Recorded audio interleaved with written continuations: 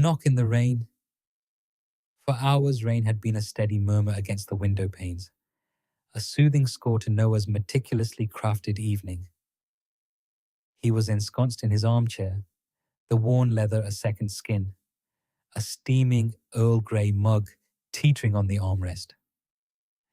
Bergamot mingled with the faint, comforting scent of aging paper from the first edition of The Wind in the Willows open on his lap, a childhood touchstone he revisited annually. Tonight, Toad's extravagant capers seemed a piquant counterpoint to the quiet predictability of his own existence. Routines were his bedrock, the sturdy beams upholding his world, a life lived purposefully, if somewhat solitarily. Dinner concluded, dishes washed and stowed, an hour of reading followed, tea in hand, perhaps a gentle classical concerto on the radio if the mood struck. The silence, punctuated solely by the rain and turning pages, was a balm, safe, intrinsically his. A sudden, jarring thump against his front door shattered the tranquility. Noah flinched, nearly drenching the precious book. His heart gave a startled lurch.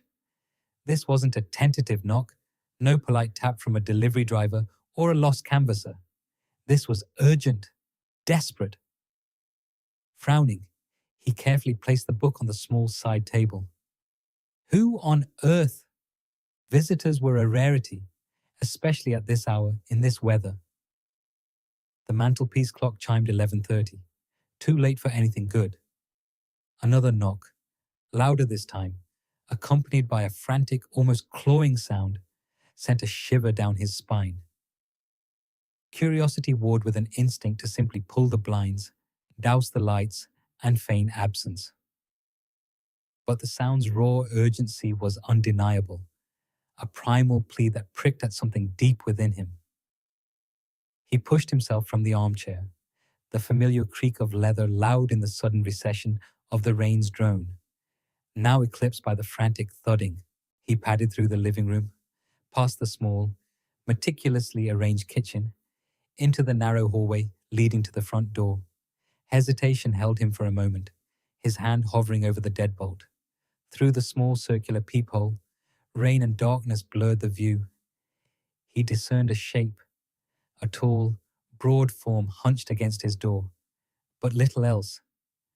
A primal instinct screamed at him to leave it sealed, to retreat to the sanctuary of his book and tea.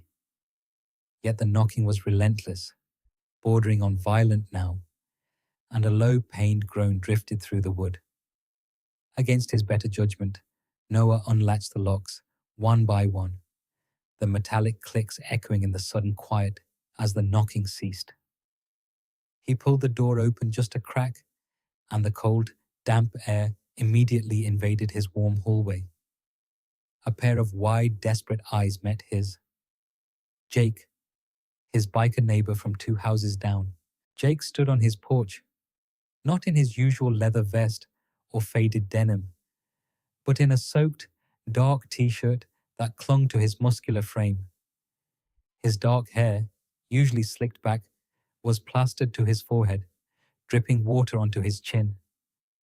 A livid bruise bloomed high on his cheekbone, a dark smear of blood crusting at the corner of his mouth.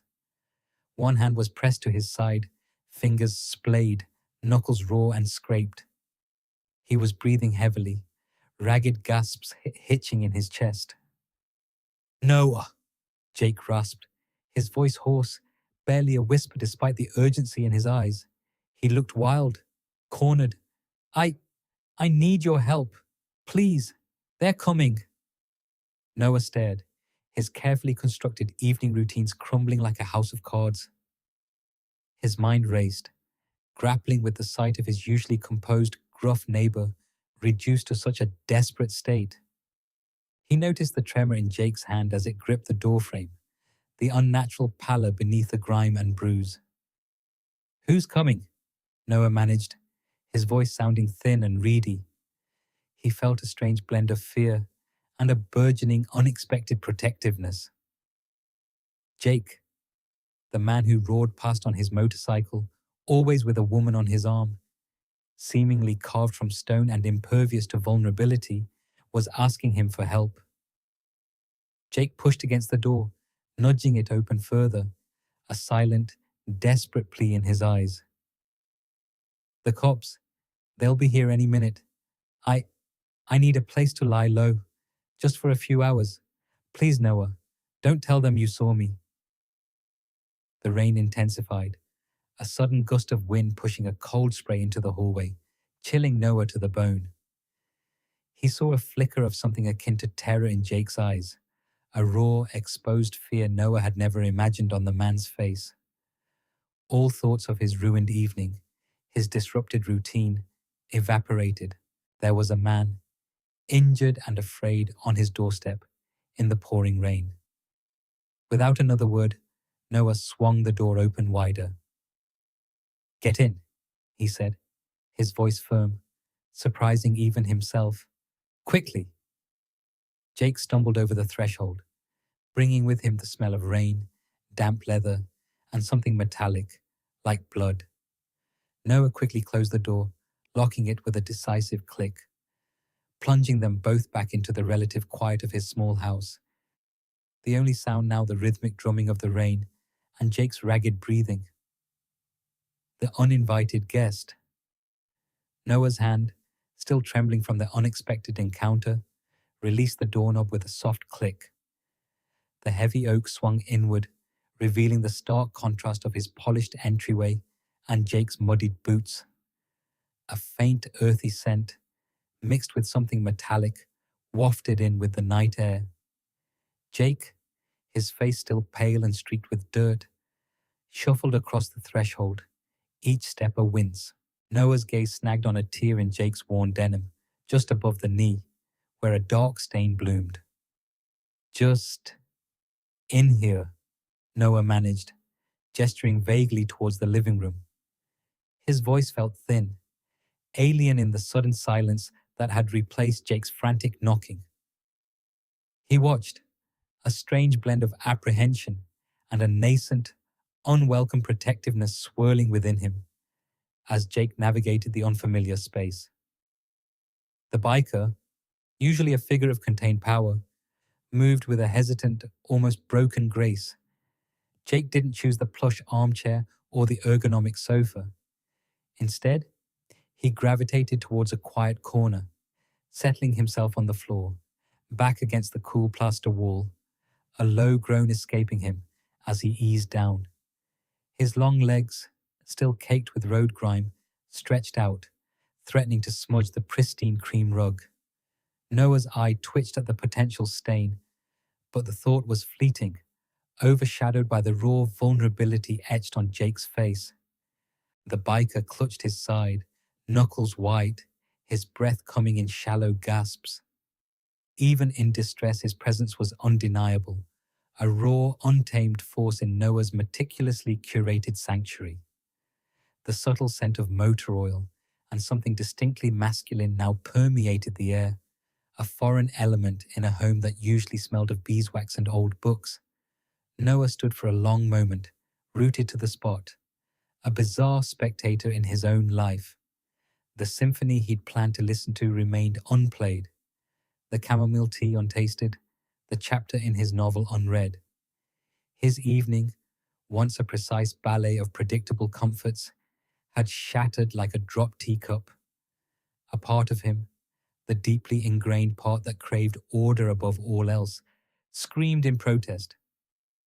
Another, newer part, a nascent instinct he hadn't known he possessed, felt a surprising pull to this wounded, silent man. He cleared his throat, the sound loud in the quiet room. Are you all right?"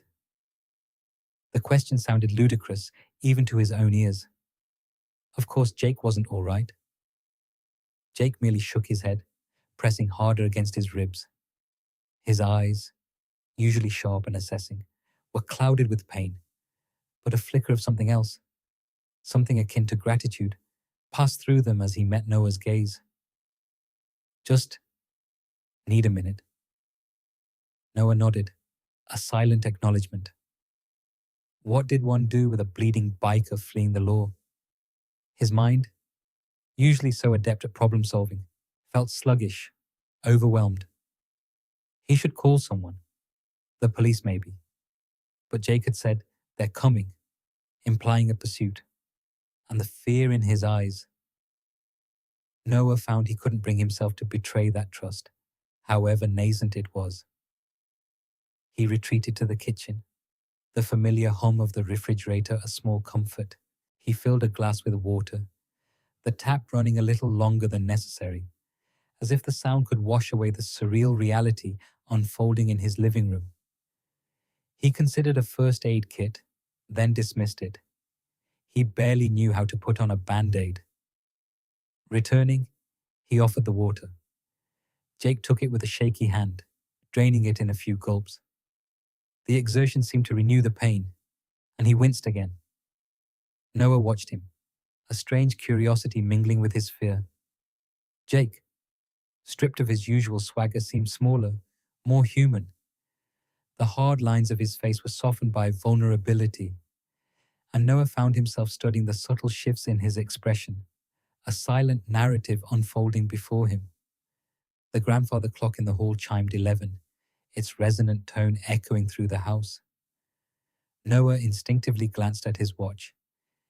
His ritualistic nightly tea, his reading, all of it felt impossibly distant now. He still wanted his routine, yearned for its comforting predictability, but the thought of abandoning Jake to his pain felt wrong. He paced a small circle in the hallway, an eddy in the swirling disruption, then stopped, unsure of his next move. The living room, once a picture of serenity, now contained a living, breathing tension, a wildness Noah had never invited, yet couldn't quite bring himself to send away. Whispers in the dark. The clock in Noah's kitchen measured the hours with a deliberate, almost taunting slowness, each tick amplifying the growing permanence of Jake's presence. Days blurred into an undifferentiated stream, punctuated only by the refrigerator's low thrum and the soft, infrequent sounds of Jake moving within the guest bedroom. Noah's life, once a meticulously ordered sequence of predictable tasks and cherished solitude, now felt subtly askew. He found himself perpetually listening, not for the comforting embrace of silence, but for the faint creak of floorboards, the occasional low groan that escaped Jake's lips, or the rustle of sheets. Jake, for his part, remained largely a wraith.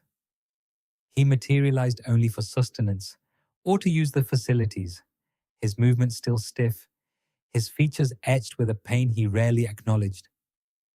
He consumed whatever Noah prepared, his dark, vigilant eyes tracking Noah's every motion in the kitchen. A quiet intensity resided in his gaze, a wordless communication Noah struggled to interpret. It wasn't accusatory, nor particularly grateful, but a profound observation, as if Jake were meticulously cataloguing Noah's habits, his expressions, the precise way his fingers curled around a mug of tea. This silent assessment made Noah acutely self-aware of the slight tremor in his hands when pouring water, the unconscious bite of his lip when concentrating. His home, once an impregnable sanctuary, now felt like a stage under an unseen, unblinking spotlight. One night, the quiet observation shattered. A sliver of moon cast long skeletal shadows down the hallway. Noah jolted awake to a series of muffled thuds from the guest room, followed by a low, guttural sound, unmistakably a cry of pain. He found Jake hunched on the edge of the bed, one hand pressed to his side, breath coming in ragged gasps. The room, usually cool, hung heavy with the metallic tang of old blood and the faint, acrid scent of sweat. "Can't sleep," Jake rasped, his voice rough, eyes wide and unfocused in the dim light. He seemed diminished, more vulnerable, stripped of his usual gruff exterior. The raw helplessness from that first night resurfaced, catching Noah in its familiar, unexpected grip. Noah moved to the bedside, his steps hesitant. "Pain?" he asked, the word feeling woefully inadequate. Jake nodded, then shook his head, a complex storm of emotions crossing his face. "It's not just that." He shifted, wincing. "They'll be looking for me, Noah. The cops." The words, though anticipated, still struck Noah with the force of a physical blow. A cold knot tightened in his stomach. He had allowed himself to believe, perhaps foolishly, that Jake's predicament was an isolated incident, a misunderstanding that would simply dissipate. Now, the stark reality settled over him, heavy and suffocating.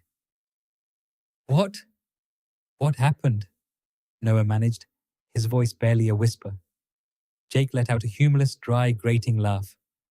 "Ran into some trouble, old scores, ended up in the wrong place at the wrong time, and then things escalated." He paused, his gaze fixed on some point beyond Noah, lost in the shadows. "Someone got hurt. Not bad, but enough. And they saw me, or they think they saw me." The vagueness was terrifying. "You mean you didn't?" Noah trailed off, reluctant to voice the accusation. Jake's eyes met his, and for a fleeting moment, a flash of something akin to fear, or perhaps profound exhaustion, crossed them. "Doesn't matter what I did or didn't do. They're looking for me, connected me to it." He gestured vaguely to his injured side. This didn't help. Made it look like I was running. Noah's mind raced, a frantic flurry of questions and anxieties. The police, his home, his quiet, unremarkable life. It was all being meticulously dismantled, piece by careful piece. He was harboring a man implicated in a crime. The implications were immense, overwhelming. He should have said no. He should have turned him away. But the indelible image of Jake, bleeding and broken on his doorstep, resurfaced, silencing the logical part of his brain. A tremor ran through Noah's hands. He clasped them together, trying to steady himself. What do you need me to do?" The question was out before he could truly consider it. A stark admission of a responsibility he hadn't explicitly chosen, but now undeniably felt. The nascent protectiveness, once a tiny flicker, had bloomed into a persistent, unwelcome warmth in his chest. Jake looked at him then, a long, searching gaze that seemed to peel back layers of Noah's composure. "Just stay here, Noah. Let me heal, just a little longer." His voice was low, laced with an unspoken plea. "I won't bring trouble to your door, not intentionally." But the trouble was already here, Noah thought, a bitter taste in his mouth. It was nestled in his guest room, breathing his air, and slowly, inexorably, taking root in his life. The empty house. The first indication of Jake's departure wasn't a sound, but an unnerving void. Noah awoke to a silence that stretched too wide, too vast for his modest home. The familiar morning symphony, the subtle creak of floorboards yielding to Jake's weight in the guest room, the ghost of yesterday's forgotten coffee, had vanished. He pushed himself upright, a peculiar lightness in his chest. The guest room door stood ajar. The bed was stark, stripped bare, sheets folded with an almost surgical precision on the pristine mattress, a stark contrast to the crumpled duvet Jake had left behind. A note, hastily scrawled on a torn scrap of paper, lay on the pillow. Noah's fingers grazed the cheap rough paper as he picked it up. "Thanks for everything. Had to go. Don't look for me. Jake." The words were terse, unapologetic, leaving no room for discourse, mirroring the man himself. Noah's gaze lingered on the empty room, a faint indentation on the pillow hinting at a spectral presence. He hadn't anticipated such an abrupt exit, hadn't considered the moment when the oppressive weight of Jake's secret and his physical presence would simply dissipate. The house, which had felt confining with Jake under its roof, now seemed cavernous. The grandfather clock's rhythmic tick in the hall, usually a comforting pulse, now grated like a monotonous drone in the oppressive quiet. He drifted into the kitchen, the aroma of his brewing coffee a singular comfort. Mornings were typically a meticulous ritual. French press, crisp toast, the refrigerator's gentle hum. But today, the quiet was different. It wasn't peaceful, but profoundly hollow. He poured a mug, steam unfurling in delicate tendrils, mirroring the wisp of bewilderment in his mind. For days, Jake's unspoken anguish had been a constant, low thrum beneath Noah's routine. The gnawing fear of discovery, hushed conversations about police patrols, the shared, apprehensive glances when a car slowed outside. It had all forged a strange, unwelcome intimacy. Now, it was simply gone. Each bite of toast felt like an arduous task. His eyes kept darting to the back door, half expecting Jake's broad shoulders silhouetted against the rising sun, anticipating a familiar, gruff greeting. But there was only the insistent chirping of birds, oblivious to the abrupt shift in the house's emotional landscape. A restless energy propelled him from room to room. The guest bathroom, where Jake had meticulously tended his wound, felt sterile and untouched. The living room, where they had often sat in shared silence for hours, had shed its unspoken tension. It was merely a room again, filled with carefully chosen furniture and books. This emptiness was disorienting. He had always craved solitude, thrived on the predictability of his days. Jake's arrival had been a seismic event, a dangerous, thrilling disruption. He had rationalized it as a moral obligation, a neighborly duty, but somewhere along the line, that obligation had subtly transformed. A flicker of worry, a surge of protectiveness, an almost possessive need to ensure Jake's safety. Now, that protective instinct had nowhere to land. It hung in the air, a phantom limb that still ached. He didn't know Jake's destination, if he was safe, if the police were still on his trail. The void of information was almost more unsettling than the constant, low-level anxiety Jake's presence had inspired. Noah stood by the window, gazing at his meticulously manicured garden. The world outside remained unchanged, oblivious to the intimate drama that had unfolded within his walls. A jolt of realization struck him. He missed the unspoken demands of Jake's presence, the low rumble of his voice, even the way he monopolized the remote. He missed how Jake's presence had fractured his solitude, compelling him to engage with a world beyond his carefully constructed boundaries. His quiet used to be a sanctuary. Now it felt like a prison. He wasn't sure how long it would take for the silence to stop echoing, for the house to feel like his own again, unburdened by the memory of a biker with a bullet wound and a secret. And he wasn't sure if he even wanted it to. A reason to return. A week later, the familiar growl of an engine rumbled up Noah's driveway, pulling him from the hypnotic rhythm of kneading sourdough. He froze, flour dusting his hands like snow, the familiar thrumming vibrating through the soles of his worn slippers. It wasn't just any engine. It was that engine, the distinctive throb of Jake's Harley, a sound that had become an unwelcome, then comforting, then deeply missed part of his world. Noah walked to the window, slowly, as if approaching a skittish animal. Jake was dismounting, his posture less guarded than when he'd first arrived, but still radiating a restless energy. He pulled off his helmet, a gust of wind ruffling his dark hair. Their eyes met across the short distance, and in that instant, the chasm of silence that had stretched between them for 7 days seemed to shrink, then vanish. Jake walked to the door, not knocking, just waiting. Noah opened it. "Hey," Jake said, his voice a low gravel, as if he hadn't spoken in days. "Hey," Noah replied, his own voice sounding strangely formal, like a stranger's. He noticed the faint scar above Jake's left eyebrow, a new addition since their last encounter. Jake shifted his weight, his gaze flitting past Noah into the orderly hallway. "Forgot something." Noah raised an eyebrow, a silent invitation for him to elaborate. My lucky flask," Jake finally offered, his eyes meeting Noah's with a flicker of something unreadable. Embarrassment, perhaps, or a challenge.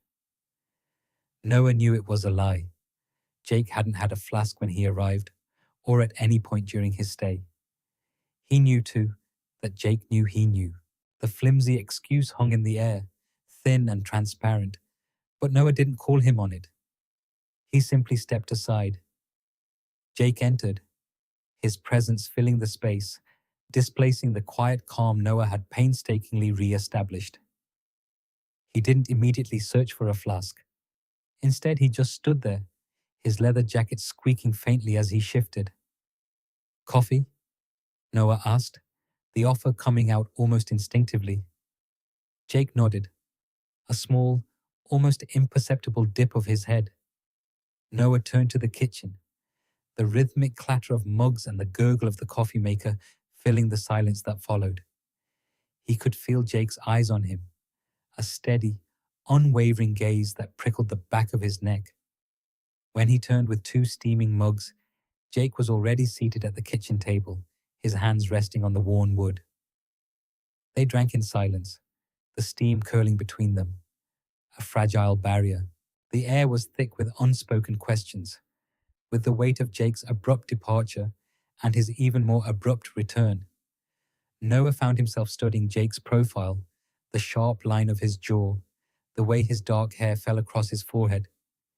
He realized, with a jolt, how much he'd missed these quiet moments, the unspoken understanding that had begun to blossom between them before it was so carelessly uprooted. "Everything all right?" Noah ventured, breaking the comfortable quiet. Jake took a slow sip of his coffee. "Yeah, just things. Had to take care of some things." It was vague, evasive, and Noah didn't press. He knew, intuitively, that pushing Jake would only make him retreat further. He also knew, with a certainty that surprised him, that Jake had returned for more than a fictional flask, and that whatever things he'd taken care of had not diminished the underlying tension in his broad shoulders. Days bled into a week. Jake never found his lucky flask. He just stayed. He didn't offer any more excuses, nor did Noah demand them. He'd leave in the mornings on his bike, a guttural roar disrupting the suburban peace, only to return in the evenings, sometimes with groceries, sometimes just with the dust of the road on his boots. He started helping with small tasks, fixing a leaky faucet, tightening a loose hinge on the back door.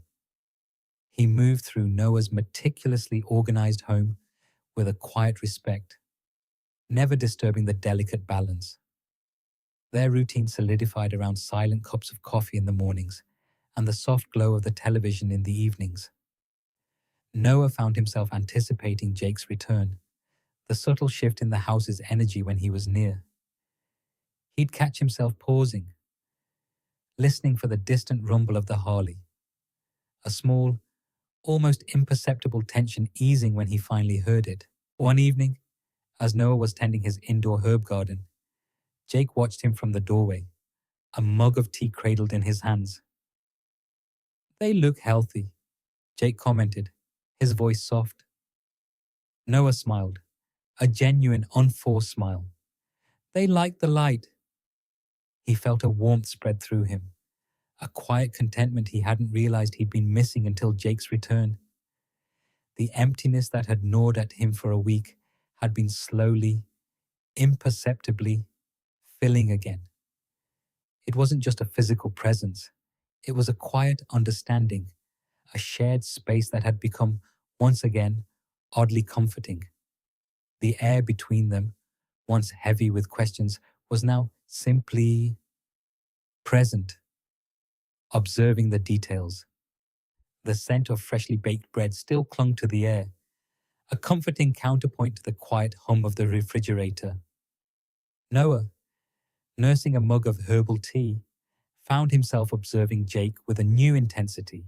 It wasn't a blatant stare, but a series of quick, almost unconscious glances as Jake meticulously wiped down the kitchen counter. His movements were efficient, economical, a stark contrast to the rough and tumble image he often projected. Noah noticed the way Jake's brow furrowed in concentration, not in anger or frustration, but in a quiet dedication to the task at hand. Jake, usually a man of few words, had begun to punctuate their shared silences with small, almost imperceptible sounds. A low hum, barely audible, would occasionally escape his lips as he chopped vegetables for dinner or tightened a loose hinge on a cupboard door. Noah had started to recognize the tunes, snippets of classic rock or blues, always wordless, a private soundtrack to Jake's domestic contributions. These quiet moments, devoid of the usual clatter of dishes or the drone of the television, became strangely precious to Noah. He found himself anticipating them, a subtle warmth spreading through him each time he heard that low, tuneless melody. One afternoon, Noah watched as Jake, engrossed in patching a torn screen door, absent-mindedly ran a hand through his dark hair, leaving behind a faint smudge of grease on his temple. A small, involuntary smile touched Noah's lips. Jake, catching his gaze, looked up, his expression initially wary. But then, as if sensing the harmlessness of Noah's amusement, a rare, genuine smile broke across his face. It was a flash of something unburdened, a glimpse into a softer side that Noah was only just beginning to perceive. The smile was brief, quickly replaced by Jake's more customary stoicism, but it left an impression on Noah, a lingering echo of unexpected joy. Noah started noticing other things.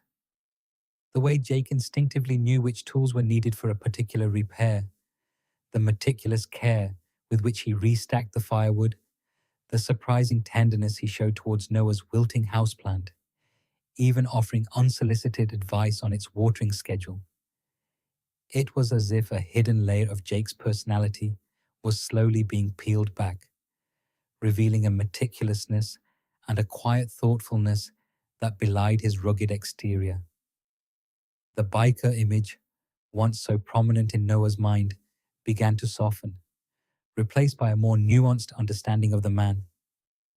The unspoken questions about Jake's comings and goings still hung in the air, a faint, persistent tension. But instead of focusing on the mystery, Noah found himself more interested in the present, in the quiet unfolding of Jake's presence in his life. He began to look forward to the evenings, to the easy rhythm of their shared meals, to the comfortable silences punctuated by the soft clinking of cutlery or the occasional low hum from Jake. The house, which had once felt perfectly sufficient for one, and now held a new, quiet expectation.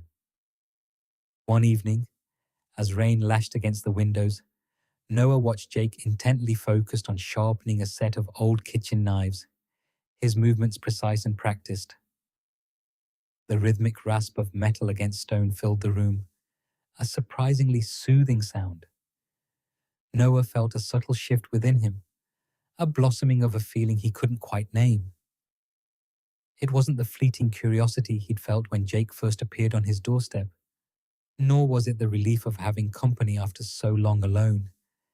This was something deeper, a quiet appreciation that resonated in the core of his being. He realized, with a small jolt, that he liked having Jake here. He liked the subtle hums, the rare smiles, the quiet competence that filled his previously solitary home.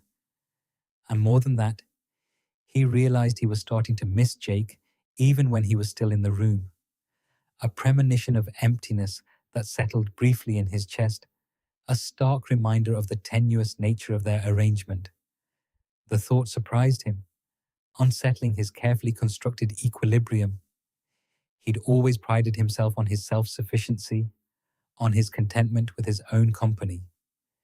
Yet, the warmth that bloomed when Jake was near, the subtle hum of anticipation, was undeniable. He found himself rearranging his schedule, not consciously, but subtly, to align with Jake's intermittent appearances.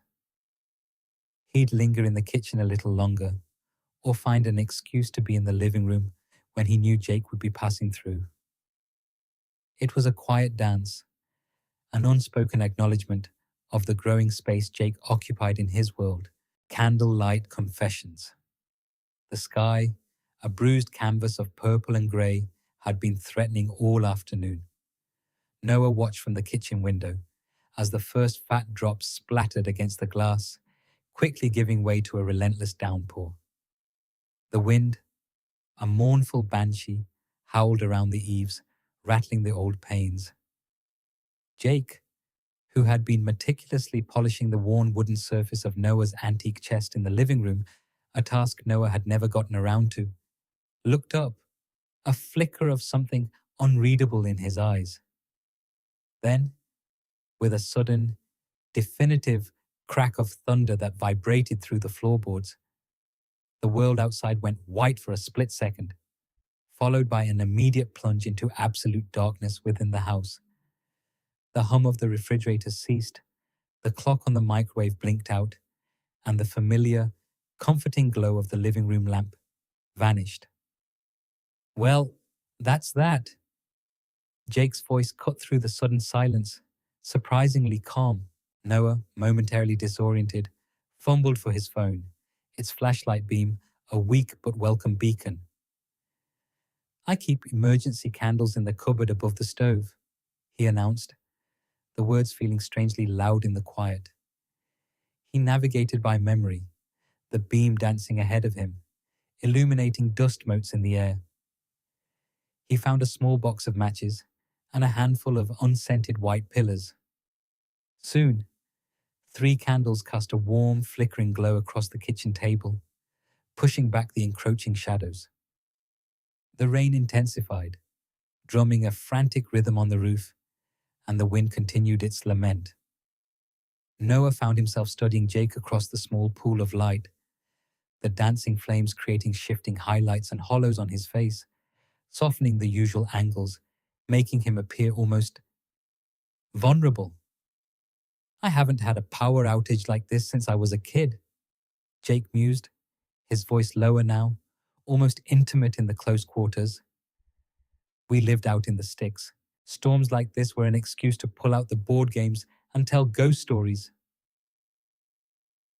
Noah poured 2 glasses of water, the clinking of ice cubes a sharp sound.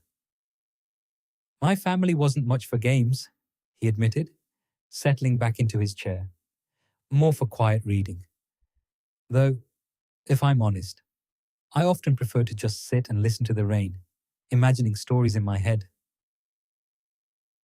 He hadn't shared that with anyone. The admission felt oddly liberating. Jake's gaze, usually guarded, seemed to soften under the candlelight. "I always thought you were the kind of guy who had everything planned, every moment accounted for." Noah chuckled, a dry sound. "My life is certainly structured, but even the most meticulously built dam can have cracks. Sometimes it takes a force of nature to expose them." He paused, looking directly at Jake. "What about you, Jake? What kind of stories did you imagine?" Jake leaned forward, elbows on the table, his hands loosely clasped. The flickering light played across his tattoos, making them seem to writhe. "Mine were usually about getting out, getting away from expectations, from a life that felt like it was already mapped out, and I wasn't holding the compass." His eyes drifted to the window, where the storm raged. "I ran away once, when I was 16, ended up hitchhiking across 3 states before my old man tracked me down. He was furious, of course." But for those few weeks, I felt free. He'd never spoken of this before, a rare glimpse into the restless heart beneath the hardened exterior. Noah listened, captivated. The man across from him was slowly shedding layers, revealing a history far more complex than Noah had assumed. What were these expectations? Noah asked gently, the question hanging in the air. Jake hesitated, running a hand through his damp hair. To follow in his footsteps, I guess. To be someone I wasn't. To stay put. He met Noah's gaze again, and for a fleeting moment, Noah saw a raw honesty there that made his breath catch. I suppose I'm still running, in a way. The air thickened, charged with unspoken things. Noah felt a strange pull, a desire to reach across the table, to offer some comfort, some understanding. He shifted, and his hand, resting on the worn oak, brushed against Jake's. It was an accidental touch, barely a feather-light caress, but an undeniable current shot through Noah's arm, a jolt that went straight to his chest. Jake didn't flinch, didn't pull away immediately. Their fingers lingered. The warmth of Jake's skin against Noah's a surprising electric shock. The candlelight seemed to intensify, the shadows deepen, and the roar of the storm outside faded into a distant hum. For a long, breathless moment, their eyes locked, and in the depths of Jake's gaze, Noah saw not just vulnerability, but a reflection of his own unexpected longing. The silence stretched, pregnant with a new, potent awareness that vibrated between them, a silent confession of a connection neither of them had anticipated. The pull away, the first hesitant gleam of dawn pierced the windows, vanquishing the storm's lingering shadows. With a soft hum, the power surged back, the refrigerator's sudden kick a jarring return to the mundane. Noah blinked, fluorescent kitchen light a stark assault after the intimate candle glow. Across the table, Jake's face, now fully illuminated, seemed adrift.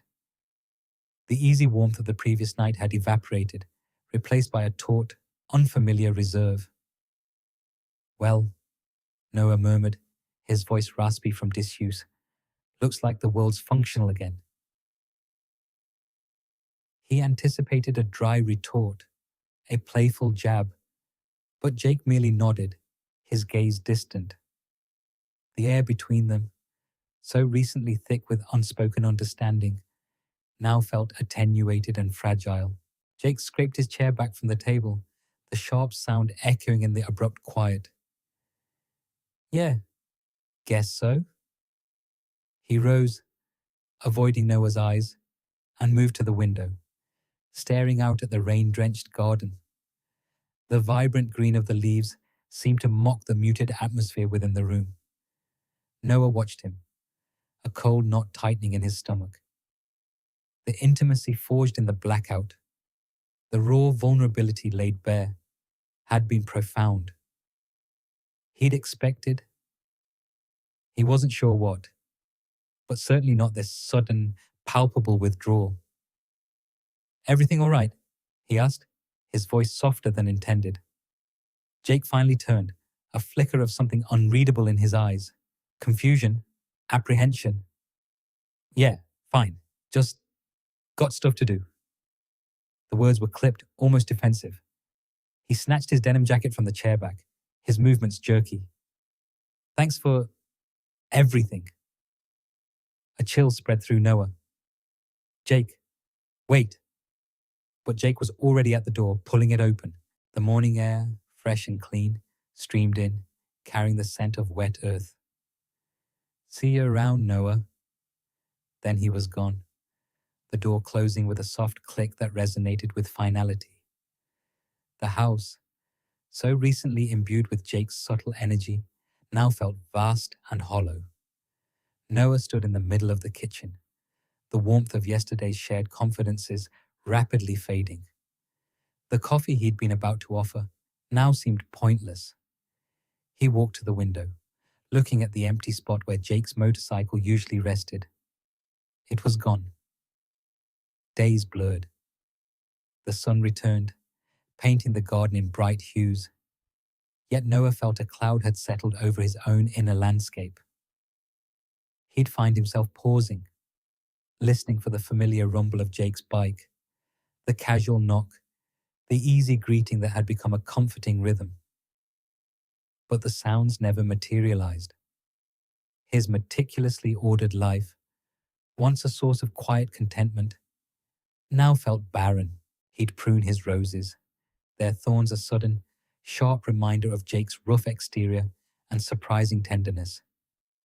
He'd prepare solitary meals, each bite bland without the possibility of Jake's appreciative grunts or shared laughter. The evenings were the cruelest. The comfortable silence he'd once cherished now echoed with Jake's absence.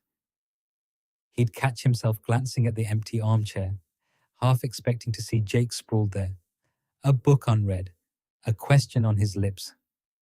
An unfamiliar ache settled in Noah's chest, a constant, dull throb. It wasn't merely the disruption of his routine, it was deeper, more unsettling. It was the absence of a connection he hadn't realized he'd forged, a bond he'd unknowingly come to rely on. He missed the unexpected insights, the quiet companionship, even the slight unpredictability Jake brought to his structured world. He missed the way Jake looked at him, that intense, assessing gaze that had slowly softened into something akin to understanding. He tried to distract himself, diving into overdue projects, but his mind kept drifting back to the flickering candlelight, to the touch of Jake's hand, the quiet vulnerability in his voice. What had he done wrong? Had he misread the moment? The thought gnawed at him, a persistent whisper of doubt. He considered walking over to Jake's place, but something held him back. Pride, perhaps, or a fear of pushing too hard, of confirming the sudden chasm that had opened between them. He told himself it was just Jake being Jake, that he'd reappear when he was ready. But the days stretched on, long and quiet, and the emptiness in Noah's home, and in his heart, only grew. He was beginning to understand that he didn't just miss Jake. He yearned for him, a new and unsettling emotion that left him feeling exposed and vulnerable, just as Jake had been that stormy night. The unexpected quiet was becoming unbearable, a different companion. The aroma of fresh coffee, usually a morning balm, twisted into a bitter jest. The missing second mug on the counter gaped like a wound. Noah stirred his oatmeal, the spoons clink a solitary rhythm in the quiet apartment. Each dawn since Jake's abrupt departure had brought a new ache, a dull, persistent throb resonating with every unanswered question. What had he misjudged? Had the quiet understanding, the shared vulnerability that blossomed in the stormy darkness, been an illusion? Jake's warm hand in his, the gentle curve of his jaw beneath Noah's touch. These memories replayed relentlessly, each frame deepening the hollowness. He pushed the bowl away, the oatmeal suddenly unpalatable. His apartment, once a haven of ordered solitude, now felt cavernous. He began to pace, drawn to the window overlooking the street, a familiar habit born of worry and a subconscious hope. He wasn't consciously seeking anyone, yet his gaze kept snagging on Jake's porch, a silent, expectant vigil. The sun, already high, stretched long shadows across the pavement. A delivery truck rumbled past, momentarily obscuring his view. When it cleared, a figure sat on Jake's porch steps. Not Jake, but a woman with a riot of fiery red hair that caught the sunlight like a distant signal. Brenda. Noah recalled her from months ago, a whirlwind of boisterous laughter and flamboyant attire. He'd seen them at the diner once, her hand possessively entwined with Jake's, her gaze daring anyone to trespass. A knot tightened in his stomach as Jake emerged from his front door. Gone was his usual leather jacket, replaced by a faded denim vest, revealing intricate tattoos snaking up his arms. He carried 2 mugs, handing one to Brenda, who leaned into him, her smile wide and easy. They shared a laugh, an intimate moment that landed like a physical blow to Noah. Jake's movements were relaxed, familiar. He settled beside Brenda on the steps, their shoulders almost touching. A flicker of something, recognition, crossed Jake's face as his eyes met Noah's across the street. He offered a quick, almost perfunctory wave, a mere flick of his wrist that felt less like an acknowledgement and more like a dismissal. Brenda, oblivious, continued to chatter, her hand resting casually on Jake's thigh. Noah pulled back from the window, the image seared into his mind. The casual intimacy, the easy laughter, the familiar comfort of their posture. A wave of something hot and unfamiliar washed over him. Not anger, precisely. It was a sharp, searing pang that constricted his chest, stealing his breath. He recognized it then, a feeling he'd never truly allowed himself to acknowledge. Jealousy. The realization hit him with the force of a physical blow. He wasn't just missing the companionship, the shared silences, the occasional conversations that had slowly chipped away at his carefully constructed walls. He was missing Jake. The thought was both terrifying and exhilarating. He yearned to be the one sharing coffee on that porch, the recipient of that easy smile, the one whose touch elicited such relaxed comfort. He sank onto the sofa, its meticulously arranged cushions offering no solace. The quiet hum of the refrigerator filled the sudden void. He had always prided himself on his self-sufficiency, his emotional detachment.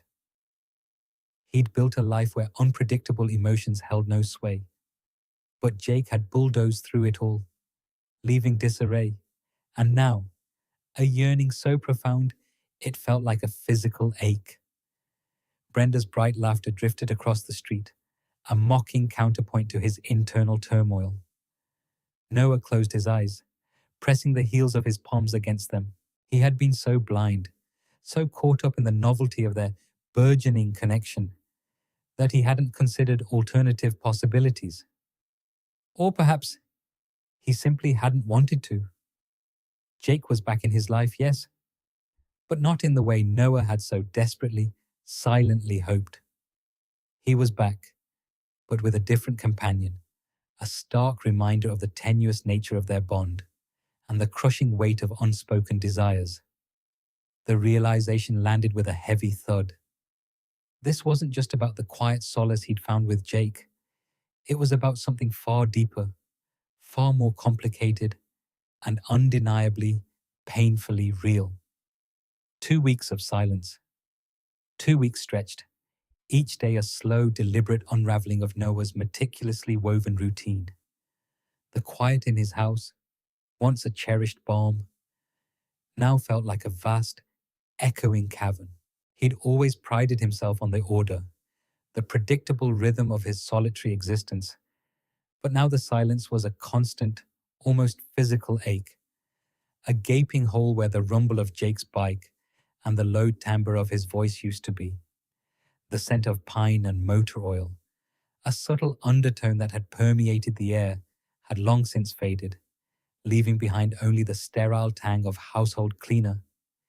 He moved through his days like a ghost in his own home. The morning coffee, once a moment of peaceful contemplation, tasted bland. His carefully tended garden, usually a source of quiet satisfaction, now felt like a chore. He'd deadhead roses with a mechanical precision, his mind replaying the sight of Jake's head thrown back in laughter, Brenda's hand resting intimately on his arm. A sharp, unfamiliar pang would shoot through him, a white-hot ember in his gut. It was a feeling he hadn't known he possessed. This searing jealousy, this desperate longing for a connection he hadn't dared to name, much less claim. He tried to distract himself. He reread old books, rearranged shelves, even tackled the daunting task of cleaning out the attic, a project he'd procrastinated on for years. But every dust mote dancing in a sunbeam seemed to mock him, every forgotten trinket a reminder of a life that felt strangely empty now. He'd catch himself pausing, listening for a sound that wouldn't come, the crunch of tires on gravel, the insistent knock on his back door. Each time a fresh wave of disappointment would wash over him, leaving him feeling hollowed out and foolish. Evenings were the worst. The comfortable silence he once embraced now felt oppressive, the walls of his house closing in on him. He'd sit in his armchair, a book open on his lap, but his eyes would stray to the window, to the darkened path leading to Jake's property. He'd imagine the soft glow of lights from Jake's cabin, picturing him there with Brenda, their easy laughter carrying on the breeze. The thought twisted something inside him, a knot of resentment and self-pity that was both foreign and profoundly unsettling. He was surprised by the intensity of his own reaction. For so long, he'd believed himself immune to such raw, visceral emotions. His life had been a carefully constructed fortress, designed to keep the messiness of human connection at bay. But Jake, with his quiet strength and unexpected vulnerability, had somehow bypassed the defenses, planting a seed of something entirely new within him. And now, in Jake's absence, that seed had blossomed into a thorny, painful bloom of longing. He missed the small things, the way Jake would absent-mindedly hum while working on his bike, the subtle scent of him that would linger in the kitchen after a shared meal, the comfortable weight of his presence across the room. He missed the way Jake's eyes would crinkle at the corners when he genuinely smiled, a rare and precious sight. He missed the feeling of being truly seen, truly heard, in a way he hadn't experienced before. One evening, he found himself standing in the doorway of the guest room, the air still thick with the memory of Jake's presence. The bed was neatly made, the blanket smoothed, but a faint indentation remained on the pillow, a ghostly imprint of a head. He reached out, his fingers tracing the soft fabric, a wave of profound sadness washing over him. It was then, in that quiet, empty room, that he finally admitted the truth to himself. He wasn't just missing a friend, a temporary house guest. He was missing Jake. He was missing a piece of himself that he hadn't even known existed until Jake had unearthed it. And the realization, though painful, was also a strange kind of clarity. He had fallen, irrevocably and completely, for a man who seemed to have moved on without a backward glance. The return. The quietude of Noah's house had solidified, a palpable weight pressing from every corner. It buzzed with the phantom echoes of Jake's recent presence. The clatter of a dropped mug, the low thrum of his voice, the rhythmic snore that once grated and now fueled a searing ache. Noah had tried to reclaim his routines, but the meticulous order of his life felt like a brittle shell, easily fractured by the sharp edges of his longing. Every shadow played tricks on his vision. Every distant sound twisted into the rumble of a motorcycle he yearned to hear. He was in the kitchen, mindlessly polishing an already gleaming counter, when it began. A low vibration, almost imperceptible, shimmered through the floor. Noah froze, damp cloth clutched in hand, breath suspended. It swelled, a familiar growl that banished the stifling quiet, sending a jolt, part terror, part strange exhilaration, through him. It was Jake's bike. It had to be. He stood transfixed, listening to the engine die, followed by the soft crunch of boots on gravel, the metallic clang of the kickstand. A pause, then the almost soundless click of the gate latch. Noah didn't move towards the door. He couldn't. A maelstrom of possibilities, hopeful and devastating, raged within him. A mistake? Had Jake simply returned for a forgotten item? Or was it the back door, left unlocked every night since Jake's departure, despite Noah's better judgment, creaked open? Slow, deliberate footsteps crossed the small mudroom. Then, Jake materialized in the kitchen doorway, a weary silhouette against the dim hallway light. He looked utterly spent. The ruggedness that typically defined him seemed leached away, replaced by a profound exhaustion etched around his eyes and pulling at the corners of his mouth. His hair was disheveled, his leather jacket, usually immaculate, dull and neglected. A vulnerability Noah had never witnessed before sagged his shoulders. He remained silent, his gaze sweeping the familiar space before settling on Noah. Noah's heart thundered, a frantic drumbeat threatening to drown all other thought. He longed to demand answers, to ask where he'd been, what brought him back, why he'd left. But the words withered, replaced by a sudden overwhelming urge to simply care for him. He cleared his throat, the sound rough and unused. "Tea?" he managed, the single word a question and an offering. Jake nodded, a slow, almost imperceptible movement. He stepped further into the kitchen, shrugging off his jacket and tossing it over a chair with a thud that echoed in the quiet room. He sank onto a stool at the island, resting his forearms on the cool countertop, head bowed. He didn't meet Noah's gaze, but the sheer weight of his presence filled the space, chasing away the lonely echoes. Noah turned, movements automatic, reaching for the kettle, the tea bags, the worn ceramic mugs. The mundane actions anchored him, a small island in the tempest of emotions. The soft clinking of mugs, the gentle rush of water filling the kettle, the quiet hiss of the gas burner. These small sounds stitched together the silence, rendering it less empty, more like a shared breath. He glanced at Jake as he waited for the water to boil. Jake hadn't stirred, his eyes fixed on some distant point, his expression a cipher.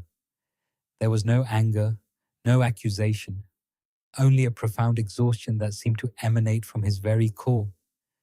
Noah felt a strange, protective instinct unfurl in his chest, a fierce tenderness that surprised him with its intensity. The jealousy and anger that had consumed him for days receded, replaced by a desperate need to soothe whatever pain had led Jake back to his door. When the water finally boiled, Noah poured it carefully, fragrant steam rising between them. He placed a mug in front of Jake, its warmth radiating through the ceramic. Jake slowly lifted his head, his eyes meeting Noah's for a fleeting moment. A quick, dark flash of something unspoken, before he looked away again. He wrapped his hands around the warm mug, taking a slow, deep breath, as if inhaling the comfort of the familiar ritual. They sat, wordless, the silence no longer oppressive, but strangely comforting. The low hum of the refrigerator was the only sound, a steady counterpoint to the unspoken understanding that stretched between them. Jake had returned, and for now, that was enough. An unexpected confession. The porcelain clinked sharply against its saucer, a solitary note in the quiet kitchen. Noah's gaze fixed on Jake's hands, still grimy from rodent repairs, as they enclosed the comforting warmth of the mug. This shared stillness, delicate as a spider silk strand, held them suspended. Jake sipped slowly, his eyes, etched with a deep weariness, met Noah's over the rising steam. I can't make sense of it, Jake's voice rasped, a low rumble shattering the profound hush. He set the mug down softly, his thumb absently tracing its rim. Why I keep returning. These stark, unvarnished words stole Noah's breath. A shiver, a blend of apprehension and an almost joyful hope coursed through him. This was the moment, long anticipated and equally dreaded.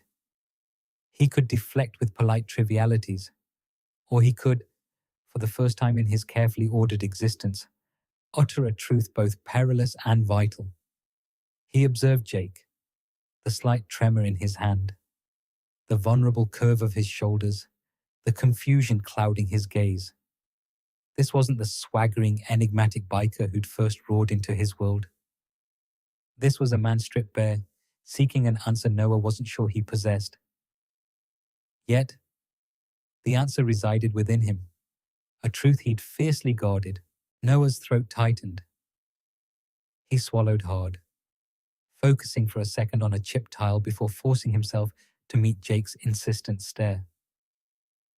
"You don't need to grasp it," he murmured, his voice softer than intended, a subtle tremor underlying the words.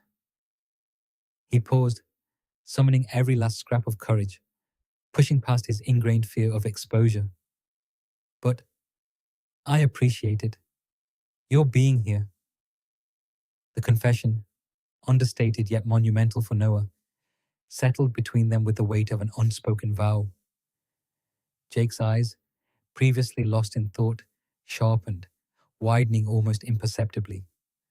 A profound flicker, a spark that resonated deep within Noah, ignited in their depths. The air crackled with sudden, potent energy. The night's distant hum, a car passing, leaves brushing the window, receded into an indistinct murmur. All that remained was the charged void between them, brimming with the unspoken, the unacknowledged. Jake remained motionless, silent. He simply watched Noah, a deep, penetrating gaze that seemed to strip away all artifice, every meticulously constructed defense. It was a look that bypassed the quiet librarian, the careful routines, plunging directly into the chaotic, yearning heart Noah had so desperately tried to hide. Noah felt raw, exposed in a way he'd never known, yet paradoxically, intensely alive. The silence stretched, not awkward, but heavy with burgeoning understanding. It was a silence rich with questions, with possibilities, with the fragile hope that had begun to unfold in Noah's chest the instant Jake had appeared on his porch. He felt the warmth radiating from Jake across the small table, a comforting, familiar heat, now inextricably linked to his own sense of well-being. Jake's thumb, still resting on the mug's rim, began to trace slow, deliberate circles. His jaw was clenched, a muscle twitching beneath the stubble. The exhaustion lingered, but something new was tempering it. A dawning realization, perhaps, or a nascent acceptance. His intense gaze didn't waver, holding Noah captive, daring him to look away. But Noah couldn't. He was ensnared in its pull, the undeniable magnetic force that had drawn him to Jake from their very first encounter. It was a silent standoff, a battle of wills and emotions, each man waiting for the other to break the spell. Neither did. The unspoken words, the swirling feelings, formed an almost palpable third presence in the small, warm kitchen. Noah's heart thrummed against his ribs, a frantic rhythm against the profound quiet. He had bared a part of himself, a facet he hadn't known existed until Jake stumbled into his life. And now, he waited. Waited for Jake's reply, waited for the next turning in this unexpected, terrifying, and utterly compelling story, a new beginning. Jake's exhale was a slow, deliberate release, the sound rough against the quiet hum of the refrigerator. Noah watched, breath suspended, a tremor starting deep in his chest. The air between them, thick with unspoken truths and new terrifying possibilities, felt charged, as if a storm was brewing just beyond the window pane. Jake's gaze, previously adrift in a sea of confusion, now anchored itself on Noah's face, searching, questioning, and finally, with a fragile certainty, settling. "Noah," Jake began, his voice barely a whisper, a stark contrast to the usual rumble that emanated from him. He paused, swallowed hard, the muscles in his throat working. I I don't know why I keep coming back here. Not really. Not just for the quiet or because it feels safe. His words were halting. Each one seemingly wrestled from a deeper, more guarded place. Noah could only listen. His own heart a frantic drumbeat against his ribs, every nerve ending alert. Jake finally met his eyes, and in their depths, Noah saw a raw vulnerability he hadn't witnessed before, a dawning realization that mirrored his own. "It's you, Noah," Jake confessed, the words tumbling out in a rush as though breaking a dam. "It's always been you since that first night. I didn't understand it. I fought it, but I think I'm in love with you." The world tilted. Noah felt a dizzying rush, a sensation akin to falling from a great height, yet landing softly. Jake's confession hung in the air, a shimmering, fragile thing. Noah's carefully constructed walls, fortified over decades of solitude, crumbled to dust in an instant.